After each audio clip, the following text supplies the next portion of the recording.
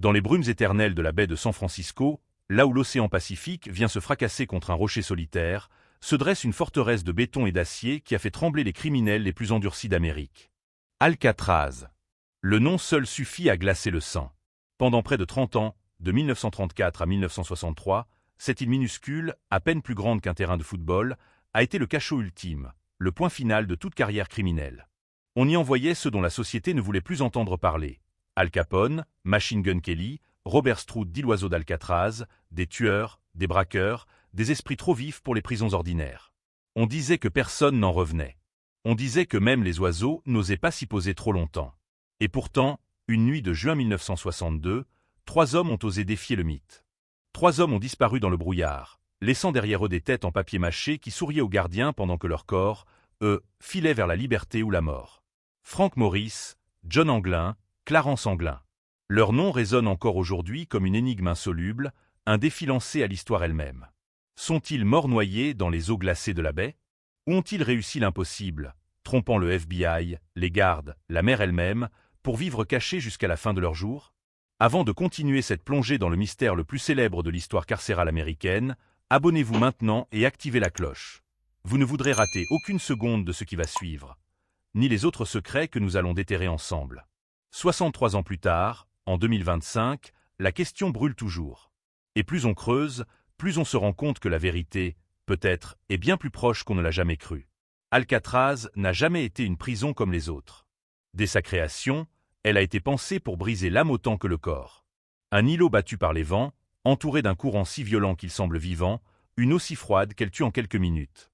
Les cellules étaient minuscules, 1,50 mètres sur 2,70 mètres, avec un lit, un lavabo, des toilettes, et rien d'autre. Pas de fenêtre sur l'extérieur, juste un soupirail donnant sur un couloir. 13 comptages par jour. Un gardien pour 3 détenus. Des miradors armés, des détecteurs de métal, des gaz lacrymogènes dans les conduits d'aération. Même le silence était une arme. On n'avait pas le droit de parler à table, pas le droit de chuchoter, pas le droit de rêver trop fort.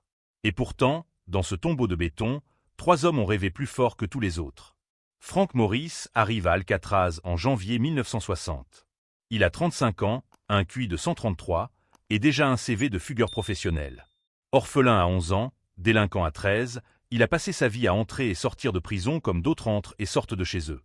Il a déjà réussi plusieurs évasions, dont une spectaculaire de la prison d'État de Louisiane. Alcatraz est censé être son dernier arrêt. Mais dès le premier jour, il observe. Il calcule. Il attend. Dans le bloc B, il se retrouve voisin de cellule avec 2 frères, John et Clarence Anglin. Des gars de Floride, nés dans une famille de 13 enfants, élevés dans la misère et la solidarité. Spécialistes des braquages de banques, ils ont déjà tenté plusieurs fois de s'évader. À Atlanta, ils ont creusé des tunnels, soudoyé des gardiens, tout essayé. Alcatraz est leur punition. Mais ils n'ont pas dit leur dernier mot. À côté, Allen West. Un autre habitué des évasions ratées. Les 4 hommes se connaissent déjà d'anciennes prisons. Ils se parlent à voix basse le soir, quand les lumières s'éteignent. Et un jour, Frank Morris pose la question fatidique. Et si on sortait d'ici? Ce n'est pas une blague. C'est un défi. Pendant 6 mois, ils vont travailler comme des damnés. Chaque nuit, quand le bloc dort, ils creusent. Le sel marin a rongé le béton derrière les grilles d'aération. Une faiblesse. Une chance.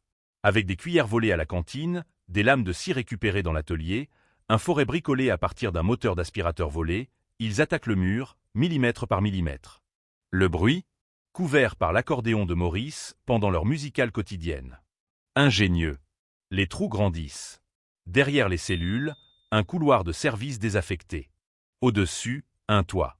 Une sortie possible. Mais sortir du bâtiment ne suffit pas. Il faut traverser la baie. Ils volent des imperméables. Plus de 50. Ils les cousent avec du fil arraché aux couvertures, les collent avec de la colle faite maison, les gonflent avec une concertina transformée en pompe. Un radeau de 1,80 mètres sur 4,20 mètres. Des gilets de sauvetage. Des rames taillées dans du bois de récupération.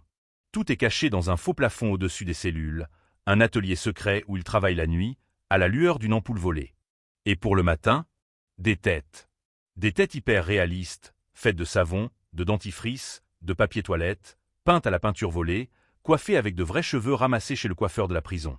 Des visages qui sourient dans le noir pendant que leur créateur file vers l'inconnu. Le 11 juin 1962, vers 21h30, tout est prêt. Allen West est censé être le 4e. Mais son trou est trop étroit. Il s'acharne, panique, n'arrive pas à passer. Les autres ne peuvent pas attendre. Le temps presse. Il l'abandonne. Il restera là, seul avec ses regrets. Maurice et les Anglins placent les têtes sur les oreillers, remontent les couvertures, grimpent dans le conduit, atteignent le toit, descendent une corde tressée jusqu'au rivage nord-est. Ils gonflent le radeau. Ils poussent. Et ils disparaissent dans le brouillard. Le lendemain matin, à l'appel, les gardiens trouvent les têtes factices. L'alerte est donnée. Le FBI arrive. La chasse commence. On retrouvera une rame. Un gilet. Des débris du radeau près du Golden Gate. Un sac étanche avec des photos et des lettres des Anglins. Mais pas de corps. Jamais. Le directeur de la prison déclare « Ils sont morts noyés. Personne ne peut survivre à cette eau. » Le FBI clôt le dossier en 1979. Mort présumée. Mais les rumeurs ne meurent jamais. Des cartes de Noël anonymes reçues par la famille Anglin. Des fleurs envoyées chaque année pour la fête des mères, sans signature. Une photo prise au Brésil en 1975, où l'on reconnaît vaguement 2 hommes au trait des frères, vieillis mais vivants. Des témoignages de gens qui jurent avoir vu Frank Morris en Floride, travaillant comme mécanicien, discret, solitaire. Et puis, en 2013, la bombe. Une lettre arrive au commissariat de San Francisco.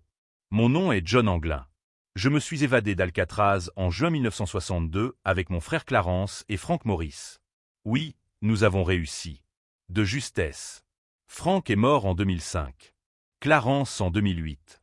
Moi je suis encore en vie, mais je suis très malade. J'ai 83 ans. J'ai un cancer. Si vous me promettez 1 an de prison et un traitement médical, je me rends. Le FBI rouvre l'enquête. Analyse graphologique. ADN. Empreinte. Rien de concluant. La lettre est rendue publique en 2018. Le doute s'installe. Et la science entre en jeu. En 2014, des chercheurs néerlandais modélisent les courants de la baie à l'heure exacte de l'évasion. Résultat. Si le radeau a été mis à l'eau entre 23h et minuit, les courants les portaient directement vers la côte nord, près de Marin Headland. Pas vers le large. Vers la terre. Vers la liberté. Une fenêtre de 2 heures. Ils l'ont prise. En 2022, les US Marshals publient encore des portraits vieillesse actualisés des 3 hommes. Le dossier est toujours ouvert. Alors, qu'est-ce qu'on croit, en 2025 ? Qu'ils sont morts, comme le disent les autorités ? Ou qu'ils ont vécu, quelque part dans l'ombre, vieux, fatigués, mais libres ? 3 hommes ont défié le système le plus implacable que l'Amérique ait jamais construit. 3 hommes ont disparu dans la nuit. 3 hommes ont peut-être gagné. Et tant qu'on n'aura pas retrouvé leur corps, tant qu'on n'aura pas la preuve irréfutable, le doute subsistera. Parce qu'Alcatraz n'était pas seulement une prison. C'était un symbole. Et ce symbole a été brisé. Une nuit de juin 1962, 3 hommes ont prouvé que même le rocher le plus dur peut se fendre. Que même la prison la plus sûre peut être vaincue. Que même la mort, parfois, peut être trompée. Frank Morris. John Anglin. Clarence Anglin. Leur nom résonne encore dans le brouillard. Et peut-être, quelque part, sourit-il encore. Si cette histoire vous a bouleversé, si vous voulez plonger dans d'autres mystères qui refusent de mourir, abonnez-vous maintenant. On a encore tant de secrets à vous révéler.